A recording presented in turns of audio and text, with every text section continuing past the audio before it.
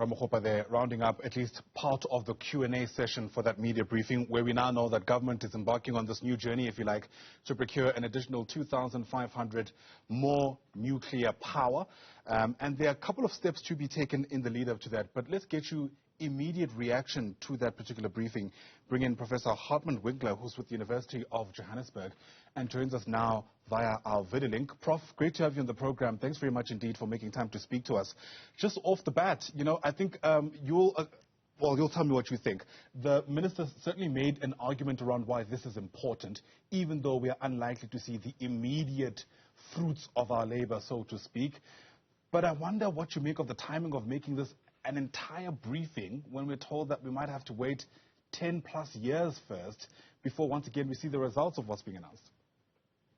Yes, well, the reason why the briefing is happening this month, if you go back in recent history, whenever there have been controversial announcements, they've always happened in December, when the hope was that people wouldn't really notice it. And I see it as such. I see it as pretty disastrous. And the whole idea that you would embark on a project like that, it would probably cost a minimum of 250 billion rand. There are a lot of reasons why you could go for different options of getting the same sort of capacity.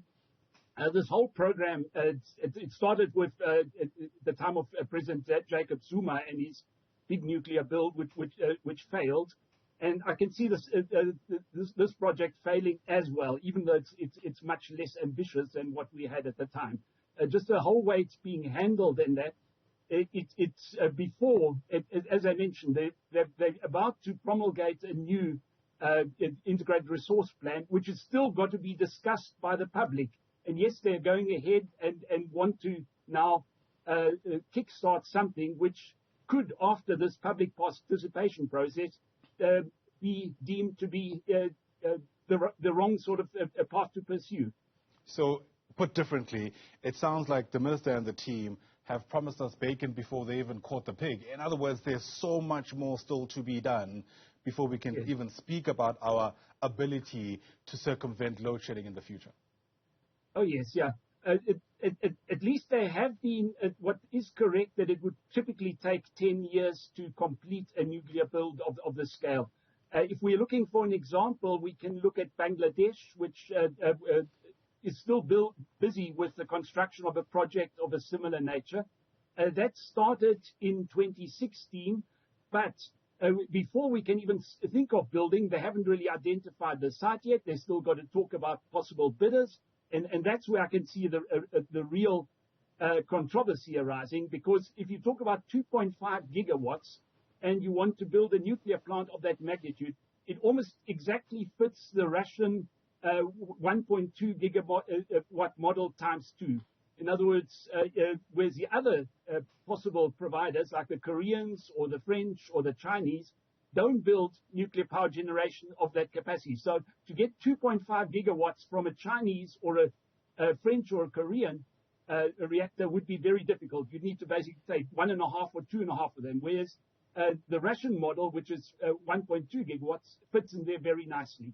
So already people are going to say this is simply another attempt to secure a project for the Russian nuclear company that basically doesn't leave other bidders with much of a chance of winning this. And you're right, this isn't entirely a new story, and even the minister has admitted that the previous time that government embarked on a journey like this, it was mired in controversy. Those are his words. And I suppose it's worth taking a couple of steps back to learn from history, as they say.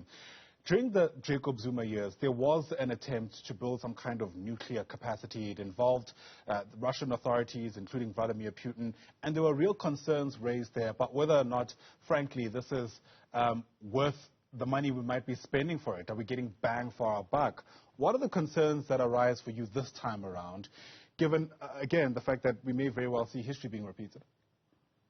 Yes, well, all right. We're not talking of 1 trillion rand as it was then. We're talking, as I said, of 250 billion. However, the country just simply doesn't have that money up front. So they would have to take some sort of a loan. Now, who's going to take that loan? Eskom, they're already heavily indebted. Are you going to accept a 30-year loan from the Russian state, as has happened in other countries like Bangladesh?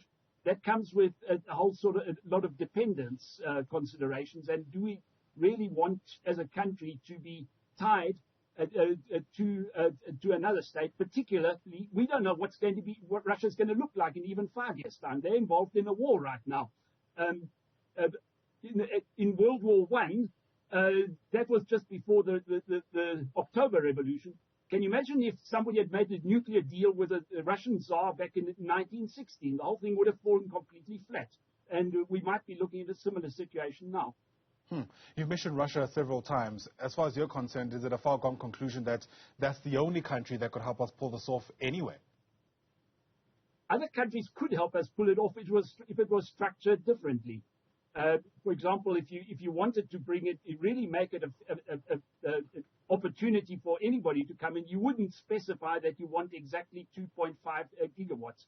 You would leave it slightly more open. You would also, but just the way this whole thing has been played out, I cannot help thinking that something has already been agreed on behind the scenes, just like it happened during the Zuma years. Why that is, okay, I'm not an expert in what's driving governments or political parties at the moment in seeking certain options, but of course people are going to ask questions about that. Why now? Why Russia? You know? Yeah, absolutely. The optics are always very important, especially in the lead up to an election year. Part of what the minister also mentioned there is that nuclear is the cheapest, fastest and most reliable way to get energy. I wonder if you can just give us a comment on how accurate that is, and if in fact, okay, if in it's the fact, most expensive. Right. What is true that once you have a plant built, then it's the cheapest. Okay, except for solar, which basically comes for free then. Then it is the cheapest. But you've got to build the plant first, and you've got to set aside money for eventual decommissioning. And so it's not going to be the cheapest if you take all these things into account, especially if you're going to have to take a massive loan in order to finance this in the first place. There's repayments coming from that. So that's just completely incorrect. Wow. The argument, though, that underpins, this drive, so to speak, I think is one that many South Africans will accept. This idea that we do need to plan for the future, because part of the reason why we're here to begin with is because we failed to do that. So with that in mind, then, what ought to have been the announcement made by the minister today, for you at the very least, to be convinced that we are embarking on a genuine process to avert any kind of future calamity when it comes to our ability to procure energy? Yes, I agree. And if Medupi and Kusile had been handled properly, we probably wouldn't have load shedding right now. Right. So the way to go about this is to plan ahead. And that's exactly what the integrated resource plan is supposed to be all about. So there's now supposed to be a presentation of the various options, and some of those options might include nuclear. Some of those options might include major new coal power stations, although I don't think that's ultimately what's going to be the preferred option. And so everybody can look at these various options. We can come up with realistic prediction about what each of these would cost and so on, and then move accordingly. But if you push something just because you want to, for whatever reason, things are just going to go wrong. The project is going to take much longer to complete, just like we had with Medupi and Kusile. And so if you want to look ahead, then look at it realistically and look at it in a manner that doesn't immediately favor some option or some sort of international commitments or friendships that you want to cultivate. Right. I wonder what role NURSA, Prof, has to play in all of this, because we do know that it's NURSA that apparently gave the green light ultimately, bolstering the minister's confidence level such that he's even able to make this public announcement. In my mind, and you'll set me right here, surely NURSA would have also contemplated just how feasible all of this is to begin with before giving their own rubber stamp. To that extent, I'm not 100% sure to what extent they have given the go-ahead. After all, NURSA still has to, during the construction phase, they have to approve the designs. They have to, if such a plant is finished, approve that it's all working properly. So at this stage, I think what NURSA said wouldn't have been looking at too much at those sort of specifics. So just simply because they gave the go-ahead, Yes, that doesn't mean that this is a carte blanche for the next 10 years. Right. Professor Hartmut Winkler, thanks very much indeed for giving us your immediate reaction.